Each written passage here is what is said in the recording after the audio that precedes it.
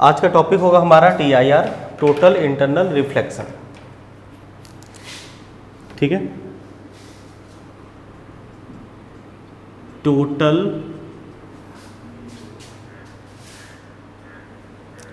Internal reflection, TIR।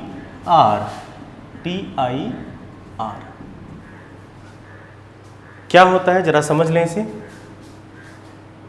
देखिए, हम लोगों ने एक सिचुएशन लिया जिसमें लाइट डेंसर से रेयर में जा रही है। हमारे पास दो मीडियम है,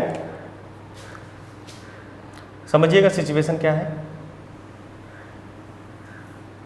हमारे पास एक मीडियम है डेंसर,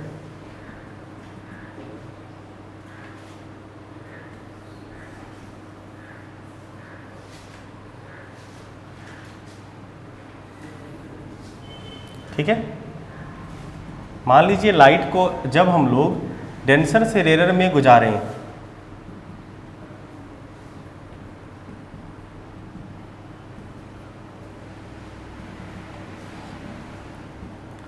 ठीक है, तो आपको पता है कि light bend away from normal. जब लाइट डेंसर से, ध्यान दो, जब लाइट डेंसर से रेयर में जाएगी, डेंसर से जब रेयर में जाएगी, it bends away from normal. ये क्या होता है, नॉर्मल से दूर जाती है, तो it bends away from normal. ये नॉर्मल है तो नॉर्मल से दूर जाएगी। चलिए, नॉर्मल से दूर चली गई, कोई दिक्कत नहीं। एक काम करते हैं हम लोग, एंगल ऑफ इंसिडेंस को और बढ़ा देते हैं। ध्यान दीजिएगा, अब क्या करें, एंगल ऑफ इंसिडेंस को और बढ़ा दिए, इस तरह से लाइट को हमने फॉल करा दी, इस तरह से लाइट को हमने फॉल करा दी, एंगल ऑफ इंसिडेंस को हमने बढ़ा दिया यहाँ पे। अब बताइए क्या होगा, लाइट फिर से bend away from normal, actual path से bend away from normal. Yes और no, bend away from normal. यहां तक कोई दिक्कत नहीं। क्या ऐसा कोई एंगल ऑफ इंसिडेंस हो सकता है, क्या ऐसा कोई एंगल ऑफ इंसिडेंस हो सकता है कि जितना एंगल ऑफ इंसिडेंस करा देने से, ध्यान से जी देखिएगा, जितना एंगल ऑफ इंसिडेंस करा देने से लाइट, देखो लाइट क्या होगा, बेंड अवे फ्रॉम नॉर्मल तो होबे करेगा, लेकिन ये मान लो अवे फ्रॉम नॉर्मल के चक्कर में ऐसी चली गई, इस तरह से चली गई, जिससे कि एंगल ऑफ रिफ्रैक्शन कितना हो गया, 90 डिग्री। एंगल ऑफ रिफ्रैक्शन कितना हो गया, 90 डिग्री। जरा ध्यान दो, क्या आप बताइए, क्या यहाँ पे रिफ्रैक्शन का लॉ फॉलो हुआ है? बिल्कुल हुआ है, अवे फ्रॉम नॉर्मल। लेकिन हुआ क्या है, इस एंगल ऑफ इंसिडेंस के लिए, इस एंगल ऑफ इंसिडेंस के लिए एंगल ऑफ रिफ्रैक्शन कितनी हो गई, 90 degree. This is known as critical angle. अब जब आप इस एंगल से थोड़ा सा भी एंगल इंसिडेंस करोगे, ध्यान दो, इस एंगल को हम लोग कहेंगे, इस एंगल ऑफ इंसिडेंस को हम लोग कहेंगे क्रिटिकल एंगल, IC। ठीक है, इसको क्या कहेंगे हम लोग, क्रिटिकल एंगल। ठीक है, इस एंगल को, जिस एंगल ऑफ इंसिडेंस से एंगल ऑफ रिफ्रैक्शन 90 डिग्री हो जाती है, इसको हम लोग कहते हैं क्रिटिकल एंगल। क्लियर? तो सिचुएशन क्या हो रहा है, आइए जरा आपको हम यहाँ पे नोट कर दें, कहानी क्या हुई है, सिचुएशन क्या हुई है। हुआ क्या,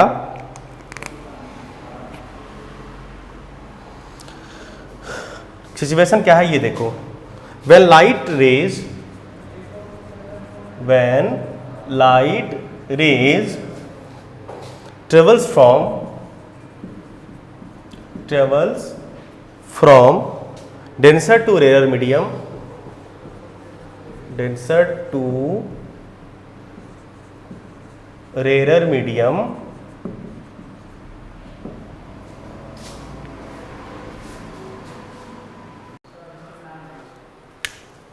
it bends away from normal. If the angle of incidence is increased, the angle of refraction also increases. At a particular value of angle, the refracted ray subtend 90 degree with 90 degree angle with horizontal, sorry, normal. Angle with normal, this angle is known as, this angle of incidence is known as critical angle. Situation ये है कि जब light को आप rare से denser से rare में करोगे बेंड अवे फ्रॉम नॉर्मल, जैसे आप एंगल ऑफ इंसिडेंस बढ़ाओगे एंगल ऑफ रिफ्रैक्शन भी बढ़ेगा। एक ऐसे एंगल ऑफ इंसिडेंस पे पहुंच गए हम जहां जितने एंगल ऑफ इंसिडेंस करने से एंगल ऑफ रिफ्रैक्शन 90 डिग्री हो जाता है, उस एंगल ऑफ इंसिडेंस को क्रिटिकल एंगल कहते हैं। अब क्रिटिकल एंगल के बाद क्या हुआ, अब आप ही बताओ, क्रिटिकल एंगल के बाद अगर हम लोग एंगल ऑफ इंसिडेंस बढ़ाएं तो एंगल ऑफ रिफ्रैक्शन फिर से बढ़ेगी, लेकिन एंगल ऑफ रिफ्रैक्शन बढ़ के ये यहां से इतनी हो जाएगी, देखो ना इसी सेम मीडियम में आ जाएगी। फिर से समझो, इस मीडियम जैसे ये हुआ आपका, क्या हुआ क्रिटिकल एंगल पे एंगल ऑफ रिफ्रैक्शन, जैसे ही क्रिटिकल एंगल बढ़ाओगे एंगल ऑफ, जैसे ही आप क्रिटिकल एंगल से एंगल ऑफ इंसिडेंस बढ़ाओगे तो क्या होगा, एंगल ऑफ रिफ्रैक्शन भी बढ़ेगा ना। देखो तो ये सिचुएशन हो जाएगी यहाँ पे, ये वाली सिचुएशन, और इस सिचुएशन में आपको रिफ्लेक्शन वाला फीलिंग नहीं आ रहा है, इसी केस को हम लोग कहते हैं TIR। जब angle of incidence critical angle से बढ़ा दिया जाता है तो लाइट उसी मीडियम में वापस आ जाती है रिफ्रैक्शन की वजह से, क्योंकि ये रिफ्रैक्शन की वजह से होता है, इसीलिए इसको हम लोग कहते हैं टोटल इंटरनल रिफ्लेक्शन। आइए समझ लें। अब क्या होता है कि जैसे आप एंगल ऑफ इंसिडेंस, ये क्रिटिकल एंगल वाला सिचुएशन है, angle of refract critical angle of incidence के बराबर जब हम लोग एंगल ऑफ इंसिडेंस रखते हैं तो एंगल ऑफ रिफ्रैक्शन 90 डिग्री हो जाती है। अब अगर आप angle of incidence critical angle से बढ़ाओगे तो क्या होगा, आप एक बार देखिए, जब एंगल ऑफ इंसिडेंस आप क्रिटिकल एंगल से बढ़ाएंगे तो क्या होगा। उस केस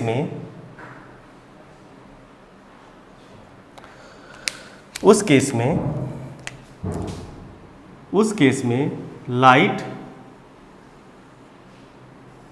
रिफ्रैक्शन के लॉ को तो फॉलो करना चाहेगी, इस चक्कर में क्या होगा, अब ये किधर बेंड करेगी, इधर बेंड करेगी अवे फ्रॉम नॉर्मल, तो ये ऐसे बेंड कर जाती है अवे फ्रॉम नॉर्मल।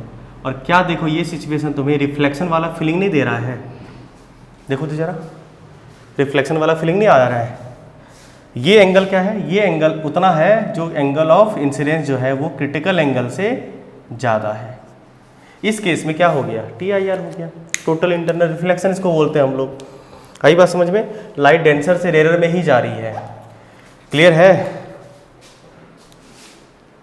सिचुएशन क्या हुई कि अगर आप एंगल ऑफ इंसिडेंस और बढ़ाते हो, एंगल ऑफ इंसिडेंस और बढ़ाते हो, मतलब क्रिटिकल एंगल से ज़्यादा कर दोगे, तो लाइट जो होती है वो उसी मीडियम में रिटर्न हो जाती है, comes back into the same medium. अगर लाइट जिस मीडियम से गई उसी मीडियम में वापस लौट आती तो क्या आप उसे रिफ्लेक्शन नहीं कहते हो। यहाँ पे हो गया आपका टोटल इंटरनल रिफ्लेक्शन। समझ पाए, टोटल इंटरनल रिफ्लेक्शन। क्लियर है सबको। देखो इसको कहते हैं हम लोग, कब ऐसा होगा जो TIR होगा, condition for TIR।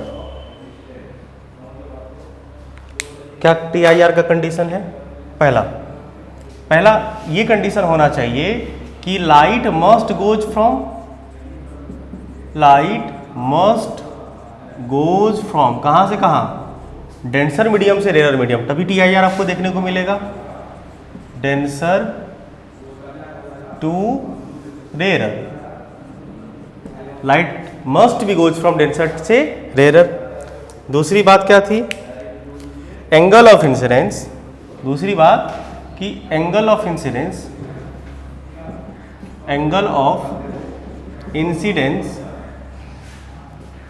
Must be greater than critical angle,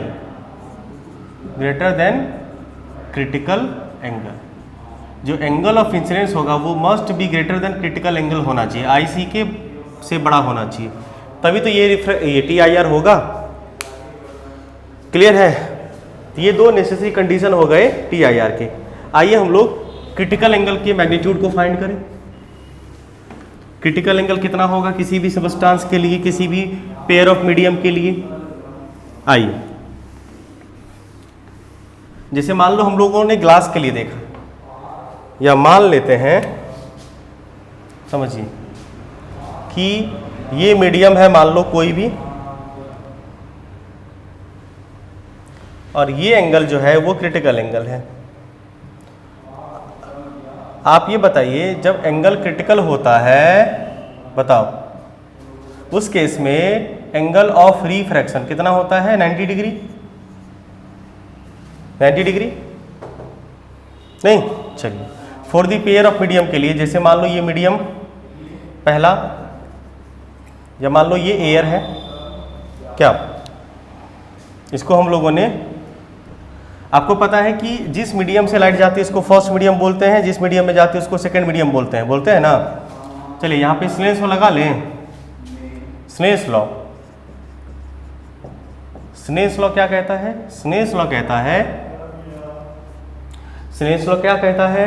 Snell's law कहता है कि sine i by sine r equal to mu two by mu one, mu two by mu one. कोई दिक्कत नहीं। बताइए साइन आर हमारे पास कितना है? 90 डिग्री है ना, तो साइन आई को साइन आई रहने देते हैं। अब बताइए आई कौन सा होगा? क्रिटिकल एंगल होगा ना, जब आर आप 90 पुट करोगे तो sine critical angle, sine i c by sine 90 mu two. हम लोग मान लेते हैं ये एयर है, एयर है तो इसका म्यू टू कितना होगा? Refractive index 1। और ये मान लीजिए कोई भी मीडियम है जिसका रिफ्रैक्टिव इंडेक्स हम लोग मान लेते हैं म्यू 1 को म्यू, चलेगा? म्यू टू को हमने माना 1 और म्यू 1 को हमने माना म्यू, कोई दिक्कत नहीं। अब साइन आई को साइन आई सी ही रहने देते हैं, और साइन 90 होता है आपका कितना? 1। साइन 91 होता है, हाँ, इक्वल टू 1 बाय म्यू। इसका ये मतलब हुआ कि critical angle equal to sine inverse 1 by mu, sine inverse 1 by mu, या आप म्यू टू बाय म्यू 1 भी लिख सकते हो, कोई बात नहीं। साइन इनवर्स 1 बाय म्यू, एक बार अच्छे से देख लीजिए। आज से हमारे पास क्रिटिकल एंगल का फॉर्मूला क्या होगा? Sign inverse 1 by mu. आइए एक सवाल करें, मिटा दें इसे। सवाल है आपके पास, find the critical angle of glass having refractive index 1.5, sorry refractive index √2। Glass है जिसका रिफ्रैक्टिव इंडेक्स √2 है 45। एक ग्लास है जिसका रिफ्रैक्टिव इंडेक्स √2 है, उसका क्रिटिकल एंगल बताएं। देखिए आपको पता है कि क्रिटिकल एंगल इक्वल टू, या साइन आई बराबर 1 बाय म्यू, तो sine i c equal to 1 by √2, मतलब i c equal to 45 degree. आई बात समझ में? 45 डिग्री क्लियर है? देखो ऐसे एक्चुअल में ग्लास का रिफ्रैक्टिव इंडेक्स √2 नहीं होता है, ग्लास का रिफ्रैक्टिव इंडेक्स होता है 1.5। एक्चुअली ग्लास का रिफ्रैक्टिव इंडेक्स 1.5 होता है, तो ग्लास के लिए जो क्रिटिकल एंगल होगा वो हो जाएगा आपको कितना? साइन इनवर्स कितना? 1 बाय 1.5। ये लगभग, और ये लगभग कितना आता है? अप्रॉक्स ये आता है 42 डिग्री के आसपास। समझ गए क्या होता है? ग्लास का क्रिटिकल एंगल एक्चुअली लगभग 42 डिग्री के आसपास आता है। क्लियर? चलिए कोई बात नहीं, इसे याद रखेंगे कि ग्लास के लिए क्रिटिकल एंगल 42 के आसपास आता है। एक सवाल छोटा सा करते हैं, फिर हम लोग आगे कंसेप्ट पे बढ़ेंगे, इसके एप्लीकेशन पे। जैसे देखो हमारे पास एक ग्लास प्रिज्म, हम लोग अलग से पढ़ेंगे, फिलहाल यहाँ पे क्वेश्चन आए तो बता देते हैं। एक ग्लास प्रिज्म है आइसोसेलेस, ये एंगल 45, ये 90 डिग्री। इस ग्लास प्रिज्म पे एक लाइट रे इस तरह से फॉल करी, ठीक है। आपको ये बताना है इसका रिफ्रैक्टिव इंडेक्स है 1.5, ध्यान देना, इसका रिफ्रैक्टिव इंडेक्स है 1.5 इस ग्लास का। तो बताइए ये जो जाएगी ना वो कैसे जाएगी, मतलब इसके पाथ को, इमर्जेंट रे और रिफ्रैक्टेड रे के पाथ को रिप्रेजेंट करना है। सिंपल सी बात है, आपको पता है कि 90 डिग्री नॉर्मल इंसिडेंस हुआ है, तो यहाँ से लाइट बेंड तो नहीं करेगी, ये बात तो सत्य है। यहाँ पे बेंडिंग नहीं होगा, क्यों? क्योंकि नॉर्मल इंसिडेंस है, इसलिए बेंडिंग नहीं हुई। Very good. अगर ये 90 है तो ये भी 90 होगी, ये 90 से फॉल करा था, ये बताया गया है। तो ये एंगल कितना होगा?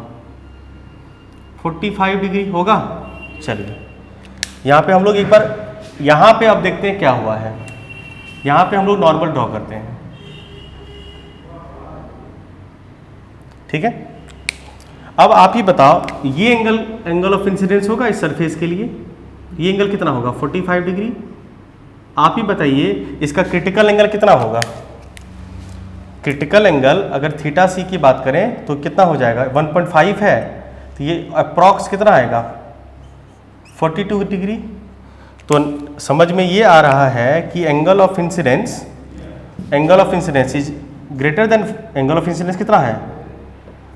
45 डिग्री।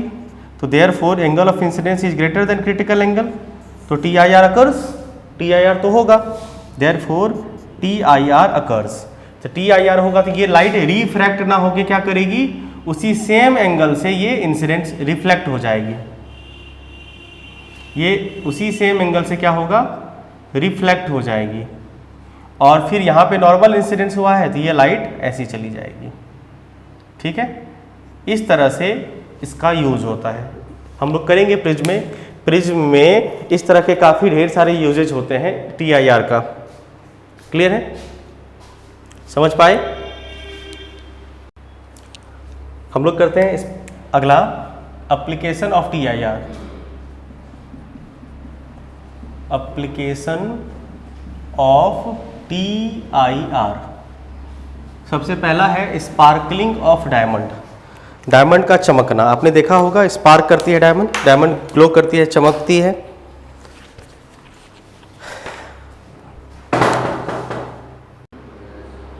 देखिए एक फिनोमेना होती है TIR का एप्लीकेशन, स्पार्कलिंग ऑफ डायमंड। इसमें क्या होता है कि लाइट में आप थोड़ा सा डायमंड को रख दो, फिर अंधेरे में लाओगे तो कुछ देर तक डायमंड ग्लो करते रहती है, स्पार्क करती रहती है, चमकते रहती है। ऐसा इसीलिए होता है, दो चीज़ें होती है, उसे इस तरह से कट किया जाता है, इस तरह से डिज़ाइन किया जाता है, इस शेप में डिज़ाइन किया जाता है। कुछ इस शेप का होता है हेक्सागोनल टाइप का, कुछ ऐसा शेप होता है, शायद नहीं, मान लेते हैं कुछ ऐसा शेप, वैसे ऐसा होता नहीं है, मान लेते हैं ऐसा शेप का। जानबूझ के इसको इस तरह से डिज़ाइन किया जाता है कि जब भी लाइट इस पे इंसिडेंट करेगी, तो लाइट तो इंसिडेंट कर गई इस पे, लेकिन कुछ लाइट तो इंटर करेगी। जैसे मान लो ये वाली लाइट इंटर करी, तो यहाँ पे तो नॉर्मल इंसिडेंस हो गया। देखो जरा ध्यान से, यहाँ पे लाइट इंटर करी, नॉर्मल इंसिडेंस हुआ, लेकिन यहाँ पे जो लाइट इंसिडेंट करेगी, ये वाली लाइट, यहाँ तो बेंडिंग नहीं करा, लेकिन यहाँ पे क्या हो जाएगा? इसका जो एंगल ऑफ इंसिडेंस यहाँ पे बनेगा, यहाँ पे जो एंगल ऑफ इंसिडेंस बनेगा वो बनेगा आपको कितना? देखो डायमंड का रिफ्रैक्टिव इंडेक्स होता है 2.5, जिस वजह से डायमंड के लिए क्रिटिकल एंगल कितना हो गया? 24 डिग्री। तो एंगल ऑफ इंसिडेंस यहाँ पे इस फेस के लिए 24 डिग्री से ज़्यादा हो जाता है, जिस वजह से ये क्या होगा? जिस वजह से ये रिफ्लेक्ट कर जाएगी। फिर यहाँ पे क्या होगा? फिर यहाँ पे एंगल ऑफ इंसिडेंस क्या हो जाता है? 24 से ज़्यादा हो जाता है, फिर से यहाँ पे रिफ्लेक्शन हो जाएगी। समझ रहे बात को? फिर से यहाँ पे क्या हो जाएगी? रिफ्लेक्शन हो जाएगी। इस तरह से ढेर सारा रिफ्लेक्शन हो जाता है, ढेर सारा रिफ्लेक्शन हो जाता है, इस तरह से मल्टीपल रिफ्लेक्शन। और लाइट रिफ्लेक्ट होते रहती है इसके अंदर, जिस वजह से ये ग्लो करते रहता है। लाइट इसी के अंदर घूम रही है, घूम रही है, घूम रही है, तो लाइट इसके अंदर, लाइट की इंटेंसिटी बनी रहती है और ये आपको ग्लो करते हुए लगते रहता है। हाँ, कुछ देर के बाद इसका ग्लोइंग बंद होता है। कारण क्या है कि जब लाइट ये किसी कॉर्नर वर्नर पे पड़ेगी ना, तो कुछ अमाउंट में लाइट बाहर भी निकलेगी, जिस वजह से इसका धीरे धीरे इंटेंसिटी और ग्लोइंग कम हो जाता है। एप्लीकेशन है TIR का डायमंड। और एक एप्लीकेशन करते हैं। अगला एप्लीकेशन है इसका ऑप्टिकल फाइबर। ऑप्टिकल फाइबर एक तरह का क्या होता है, एक ट्यूब होता है, ग्लास ट्यूब होता है। ये इस तरह का डिजाइन, इसका काफ़ी ज़्यादा यूज होता है मेडिकल साइंस में भी, ये सिग्नल वगैरह को सेंड करने में बिना एनर्जी का लॉस किए वगैरह, इस तरह का।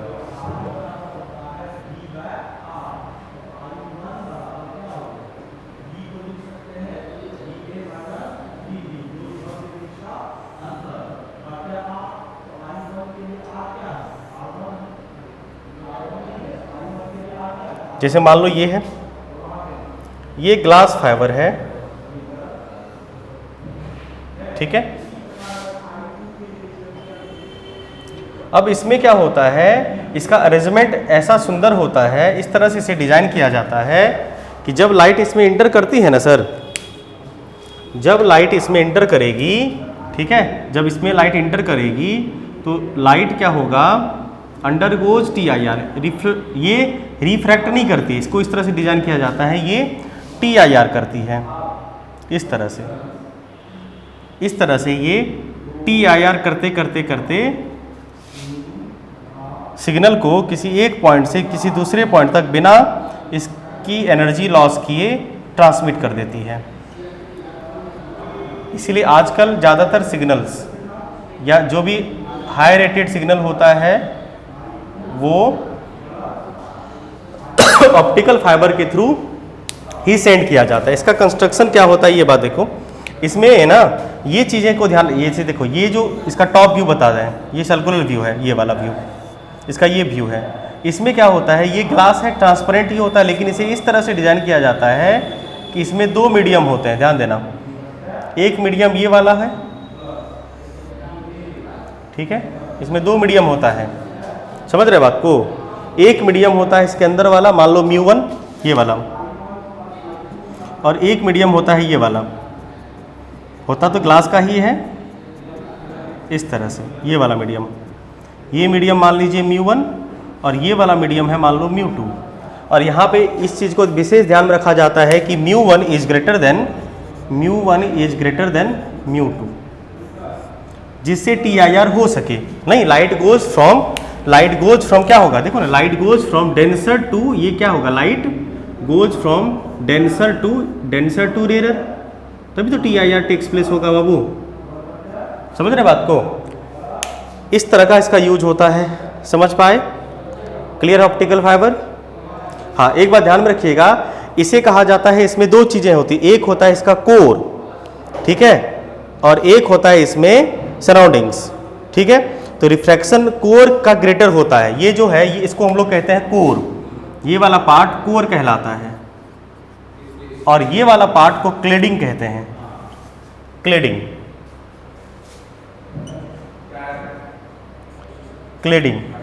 और ध्यान रखिएगा कि क्लेडिंग का ध्यान रखना कि क्लेडिंग का रिफ्रैक्टिव इंडेक्स कम रखना है और कोर का ज़्यादा रखना है। इस तरह से इसका मेन प्रिंसिपल होता है, समझ पाए। सिचुएशन क्या है, मिराज या ऑप्टिकल लूमिंग, ये TIR की वजह से ही होती है। होता क्या है कि डेजर्ट वगैरह या कोई हॉट प्लेसेस में जहाँ पे टेम्परेचर बहुत ज़्यादा हो जाता है, वहाँ पे ऐसी फिनोमेना होती है।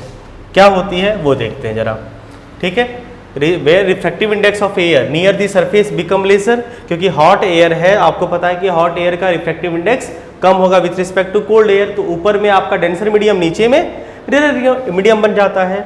लाइट डिस्टेंस ऑब्जेक्ट, जो दूर में ऑब्जेक्ट होता है, appears the surface to of the earth with successively increasing eye, और धीरे धीरे क्या होता है, उसका आई बढ़ते जाता है। जैसे यहाँ पे देखो, मान लीजिए यहाँ पे कोई पेड़ था, ठीक है, ये मान ली डेजर्ट है, और डेजर्ट में मान लो ये कोई पेड़ है, और यहाँ पे मान लो कोई ऑब्जर्वर है, ठीक है। अब क्या होगा कि लाइट जो, एक तो मान लो स्ट्रेट लाइट जाएगी ऑब्जर्वर की आंखों में, ठीक है, मान लो एक तो लाइट आराम से स्ट्रेट में एयर से एयर जाएगी, तो ये वाली लाइट कोल्ड एयर से जो कोल्ड एयर में जा रही है वो तो बेंड नहीं करेगी, ये फिक्स है, बेंड नहीं करेगी। लेकिन लाइट, कुछ लाइट ऐसे भी होगी जो इधर से जा रही होगी, यहाँ से ऐसे करके, कुछ जो लाइट्स होगी वो लाइट यहाँ से सरफेस से टकरा ऐसे भी कुछ जाती होगी लाइट, समझ रहे बात को। कुछ लाइट ऐसी भी जाती होगी ऑब्जर्वर के आंखों में बैंड करते हुए, ठीक है। और ये किसकी वजह से हो रही है, TIR की, सरफेस पे फॉल करी और ये TIR हो गई, और TIR होते हुए लाइट पहुंच गई सरफेस, ये ऑब्जर्वर की आंखों में, ये वाली लाइट रे। अब आप ही बताइए ऑब्जर्वर को ये लाइट रे कहाँ से आती हुई लगेगी, ऑब्जर्वर को ये लाइट रे कहीं न कहीं इधर से कहीं से आती हुई लगेगी, यहाँ पे नहीं, यहाँ पे आती हुई लगेगी। तो यहाँ पे क्या बनेगा, एक पेड़ का, समझ रहे बात को, इस पेड़ का एक वर्चुअल इमेज सा बन जाएगा यहाँ पे। और ये सक्सेस, ये होता है क्या, समय के हिसाब से, देखो जरा ध्यान से देखना उस सिचुएशन को, टाइम टू टाइम क्या होता है कि यहाँ पे रिफ्रैक्टिव इंडेक्स तो परमानेंट फिक्स नहीं होता है, चेंज होते रहता है, जिसकी वजह से इसका जो इमेज बनता है यहाँ पे TIR की वजह से वो फ्लोट करता हुआ लगता है, कभी इधर कभी उधर, मतलब लगता है कि ये फ्लोट कर रहा है। इस वजह से क्या होता है, आपने देखा होगा कि डेजर्ट वगैरह एरिया में आपको लगेगा कि दूर में ना, दूर में क्या हो रहा है, दूर में पानी वाली फीलिंग आ जाती है। जैसे आपने मान लो आप जब लॉन्ग ड्राइव वगैरह पे जाते होंगे रोड पे गर्मी के दिनों में, तो आपको लगता होगा कि सामने जो रोड है उस रोड पे क्या हो रहा है, पानी है, उस रोड पे पानी है। जबकि ऐसा इसलिए होता है कि रोड का इमेज थोड़ा ऊपर आ जाता है और वो फ्लोट करता हुआ लगता है, जिस वजह से आपको पानी वाली फीलिंग आती है। सेम यहाँ पे भी होता है, यहाँ पे डेजर्ट एरिया में जो कोई मिराज मतलब होता है मृग मरीचिका, जो हिरन होते हैं ना ये, या कोई प्यासा एनिमल वगैरह होता है, वो पानी की तलाश में दौड़ती है, उसको ये वाली सिचुएशन लगती है। तो ये सब सारी चीज़ें हैं जिसे आप ऑप्टिकल लूमिंग भी कहते हैं। लूमिंग की वजह से क्या होता है कि जब आप डिस्टेंट, जैसे लूमिंग में ये क्या होता है, जैसे मान लो स्टीमर वगैरह चल रहा है नदी में और वहाँ का पानी गर्म है, उसके ऊपर देखोगे ना तो ये फ्लोट आपको लगेगा कि जो स्टीमर है वो आसमान में फ्लोट कर रहा है। रीजन इसका यही हो जाता है। Hot air, cold air, hot air जो होगा रेयर मीडियम और cold air denser medium, light goes from denser to rare, ठीक है। ये वाली सिचुएशन यहाँ पे बनती है। एप्लीकेशन आपका हुआ खत्म। तो आज की सवाल यहीं पे करते हैं समाप्त। एप्लीकेशन हो गया TIR का खत्म। कल हम लोग करेंगे refraction through the spherical surfaces. धन्यवाद।